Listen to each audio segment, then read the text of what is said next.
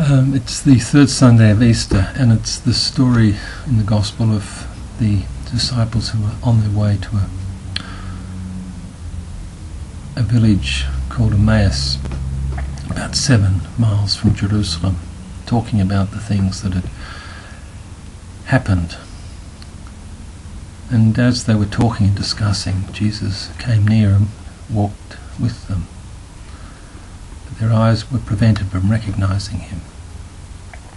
He asked them, "What are you discussing as you walk along?" They stopped still, looking sad. Then one of them, Cleopas, said to him, "You must be the only stranger living in Jerusalem who doesn't know about the things that have happened there these last few days, about Jesus of Nazareth, and how he was a prophet,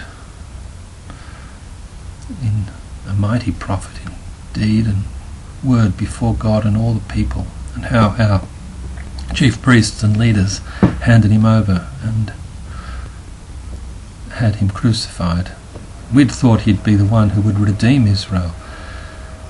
And moreover, these things, it's now 3 days since these things happened, and some women from our group have astounded us. Early in the morning they went to the tomb, and when they could not see anything, they came back and couldn't find the body. They came back and told us that they had seen a vision of angels who had said that he was alive. And some of our group went to the tomb and found it just as the women had said.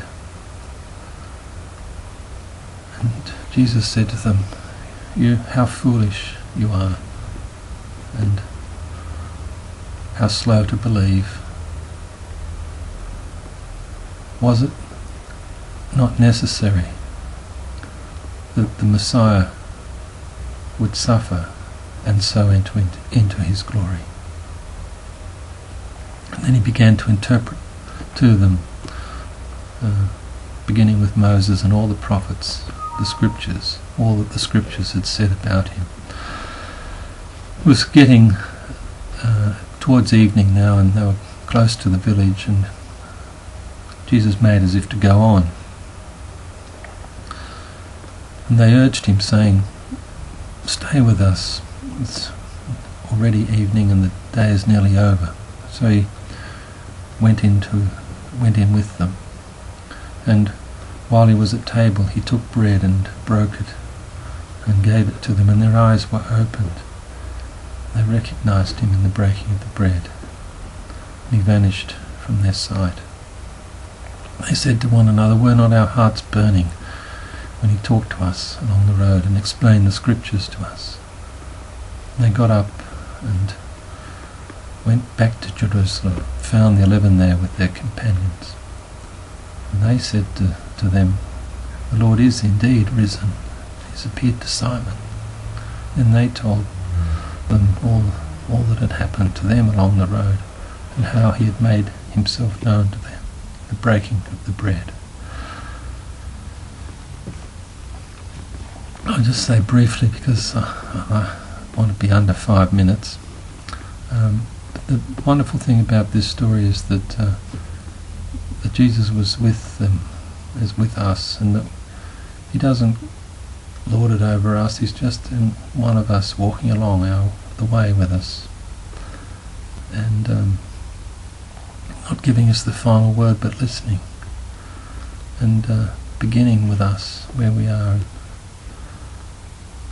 and how Scripture makes sense of our lives over time and suffering. But it's his presence with us, and how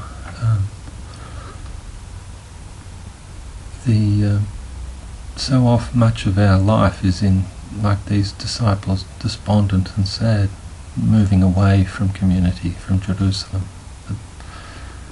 But his presence leads them back to the table, to community, and to recognize his presence in that, sharing of food around the table. It's